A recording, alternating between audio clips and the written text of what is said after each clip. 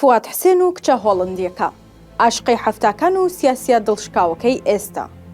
فواد حسێن وەزیری دەرەوەی عێراق و یەکێک لە سیاسیە دیارەکانی کورد و عێراق زیاتر لە مانگێکە دڵتەنگ و تازێبارە. مردنی هاوسەرەکەی دەرگای ڕووخۆشی بەڕوویدا داخستووە.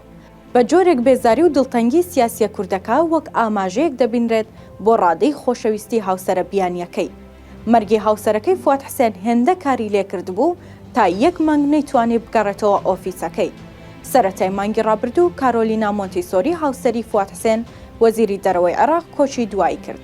هاوسەرەکەی فواد حسێن هۆڵەندی بوو، کچی بنەماڵەیەکی بەناوبانگی ئەوروپا بوو کە بە بنەماڵەی مۆنتیسۆری ناسراون. کارۆلینا و فواد حسێن ساڵانی هەفتاکان ئەو کاتەی خوێندکاری زانکۆ بوون یەکتر دەناسن و بڕیاری هاوسەرگیری دەدەن. ئەو دوو عاشقان نزیکەی 50 ساڵ پێکەوە ژیان بەسەر دەبن و خاوەنی دوو کچن. نزیکەکانی فواد حسێن باس لەوە دەکەن ساڵی 1975 و کاتی نسکۆی شۆڕش فواد حسێن لە بەغداوە ڕوو لە وڵاتی هۆڵەندا دەکات. ئەو کات لە بەشی پەیوەندیە نێودەوڵەتیەکان لە یەکێک لە زانکۆکانی هۆڵەندا دەست بە خوێندن دەکات و لە کۆمەڵی خوێندکارانی لقی ئەوروپا کار دەکات. هەر لەو ماوەیەدا عاشقی کارۆلینا مۆنتیسۆری دەبێت و دوای ماوەیەک هاوسەرگیری دەکەن. دەشڵێن فواد حسێن خۆشەویستیەکی زۆری بۆ ئەو کچە هۆڵەندی هەبووە. هەر بۆیە دوای مردنی لای کەسە نزیکەکانی خۆی وتوێتی کە لە ژیانیدا وەفە و سۆزی هاوسەرەکەی لەبیر ناکات و مردنیشی زۆر کاری لێ کردووە.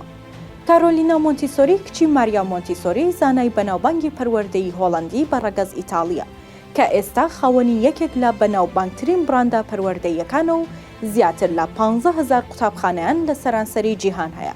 بنەماڵەکەی خاوەنی سەرمایەکی گەورەی مادی و ڕەمزیشن لە بواری پەروەردەدا.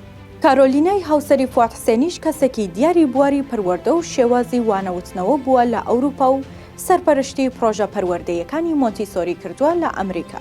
لەو کاتەی فواد حسێن کاندید بوو بۆ پۆستی سەرۆکۆماری عێراق، بەشێکی میدیاکانی عێراق لە ژێرگوتاری نەتەوەی عەرەبیدا ئەو بابەتیان جوڵان کە چۆن دەبێت کەسێک ببێتە سەرۆکۆماری عێراق کە هاوسەرەکەی جوولەکە بێت و دەیانوت نابێت جوولەکەیەک ببێتە خانمی یەکەمی عێراق. بەڵام ئەو میدیایانە بێ ئاگا بوون لەوەی هاوسەرەکەی فواد حسێن جوولەکە نییە و مەسیحی بووە.